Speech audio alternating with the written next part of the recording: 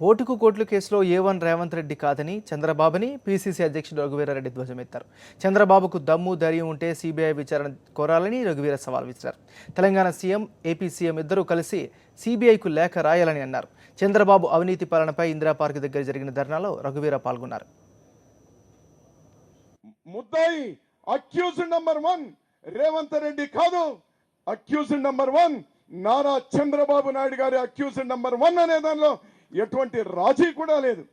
కానీ మీరు కూడా కేవలం మీ ప్రతిష్టను పెంచుకోవడానికి, కేవలం తెలంగాణలో ఉన్నటువంటి వారి సెంటిమెంట్ను మీరు దోచుకోవడానికి మాత్రమే ప్రయత్నం చేయొద్దు. మీకు కూడా నిజాయితీ ఉంటే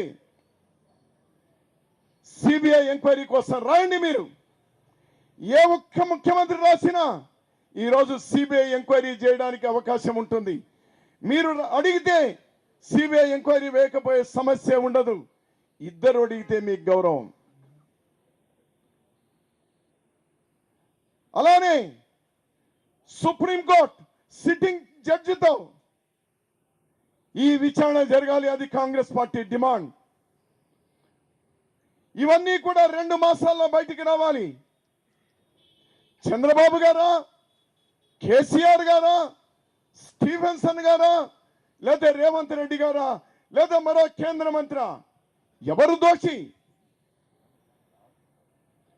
వెంటనే తేలాలి.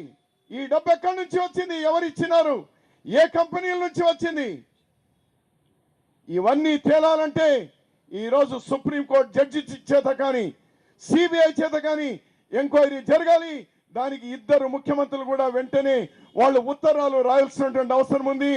ఏ ఒక్క ముఖ్యమంత్రి రాయకపోయినా మీరు దోషులవుతారు. కేసీఆర్ గారు మీరు రాయకపోయినా మీరు కూడా తప్పు చేసిన వాళ్ళు అవుతారు అని ఈరోజు కాంగ్రెస్ పార్టీగా మేము భావిస్తా ఉన్నాం. కేవలం రెచ్చగొట్టేటువంటి ప్రసంగాలు కాదు కావాల్సింది. మీరు ముఖ్యమంత్రులుగా ఉన్నారు, మీరేం ఫ్యాక్షన్ లీడర్లా? మీరు వేటగొడ వాళ్ళు తీసుకొని అవతల యువతల పురిగొల్పి బలి ఇస్తారే ఊళ్ళలో అమాయకులను. ఆ విధంగా ఇక్కడ ఈ రాష్ట్రంలో ఈ ప్రజల్ని, ఆ రాష్ట్రంలో ఆ ప్రజల్ని బలి ఇవ్వడానికి ఎవడిచ్చాడు అధికారం మీ ఇద్దరు ముఖ్యమంత్రులకి?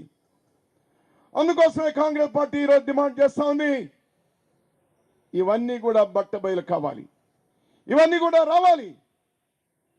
అంతేకాదు, ఇంతవరకు ఈ తెలుగుదేశం వచ్చిన ఈ సంవత్సరంలో ఏ డబ్బు అయితే సూట్ కేసులు, బ్రీఫ్ కేసుల ద్వారా పెద్ద బాసు, చిన్న బాస్ దగ్గర నుంచి కింద వరకు పోయినాయో వాటినన్నింటినీ ప్రూవ్ చేయడానికి మేము తయారుగా ఉన్నాం. కేవలం రాజకీయ ప్రసంగాలు చెప్పి పరిగెత్తే వాళ్ళం కాదు. ఏ విచారణ వచ్చినా, CBI విచారణ వచ్చినా, సుప్రీంకోర్టు జడ్జి విచారణకు వచ్చినా కూడా ఇవన్నీ కూడా వాస్తవాలు అని నిరూపించడానికి కూడా కాంగ్రెస్ పార్టీ బాధ్యత తీసుకుంటుంది అనేటువంటి విషయాన్ని కూడా ఈ వేదిక ద్వారా తెలియజేయడానికి ఇక్కడ మేమందరం కూడా కూర్చున్నాం.